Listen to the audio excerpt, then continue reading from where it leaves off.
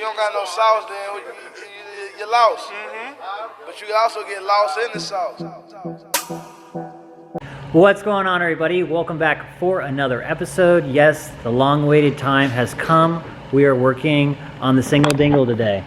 Ryan just went ahead and put the intake manifold on and the turbo manifold just to see what she looks like, and she obviously is looking pretty, like always. So what we are going to do today is get her out. We're going to get the single cam out, and then obviously steal some parts off of it so we can go ahead and do the timing belt, water pump, everything, get this motor completely finished and ready just to get into the car. So we're going to go ahead and just tear into her. This motor still runs. I didn't have the time really to blow her up. I guess I could go blow her up, but you know, I just decided not to. It's a good motor. I could put it in something else, you know, later down the road. So let's go ahead and get started. And get started by draining the fluids, getting the coolant out, getting the oil out. That way we don't have a huge mess here in a moment. And then we're just going to drop it. You've probably seen me drop, I don't know how many motors. A lot. Probably, I don't know, a lot. It's a lot, for sure, definitely.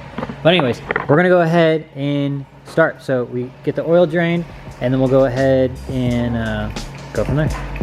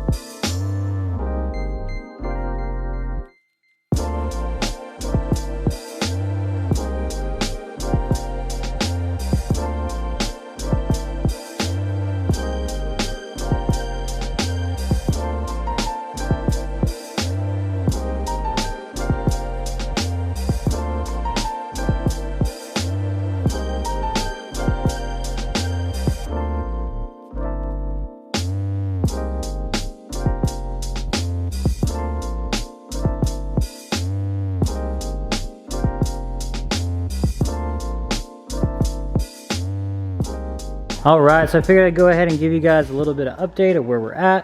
All the wiring harness is unhooked in the engine bay.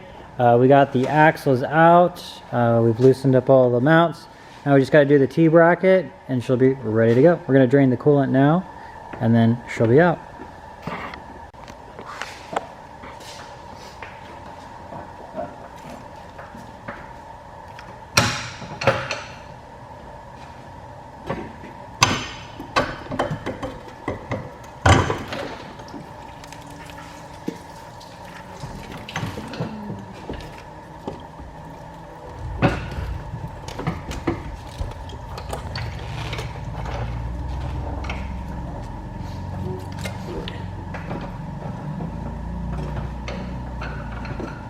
You can pause it.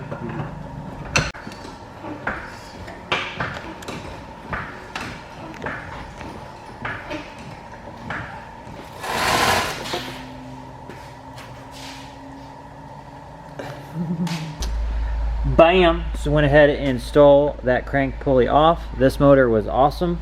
Got me all the way from Colorado to Florida. No problems at all. I'm sure we'll put it in something sometime soon. But anyways, so we're gonna go ahead and get the single cam timed. Get this timing belt on. Just went ahead and set it. Just put the crank pulley bolt in for just a second. That way I could turn the crank to where I needed it. Quite easy with the timing on the single cams. Really just gotta make sure it's lined up with this indicator here on the oil pump. And since we only have one gear, you just really gotta make sure it is even with the head. With the dual cams, you'll have issues when you're putting it on in one gear turning a little bit, and make this awesome tool that I recommend, and it goes literally right in between the gears, so you don't have to ever worry about that. But with single cams, timing is a lot easier. If you put the cover on behind here, it'll have a easier indicator, like a little arrow on both sides, so it makes it a lot easier to make sure you got your timing set correctly for your cam. So we're gonna go ahead and get the water pump on and, you know, get the whole thing timed.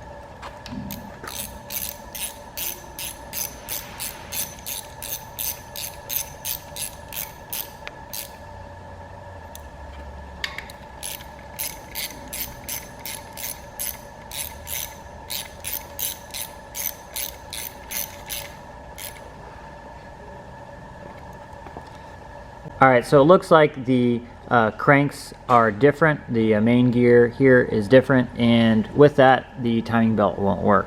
I tried to go to advance and try to get a different timing belt, but nothing seems to work. So I need to go ahead and get the right one off of the Z6.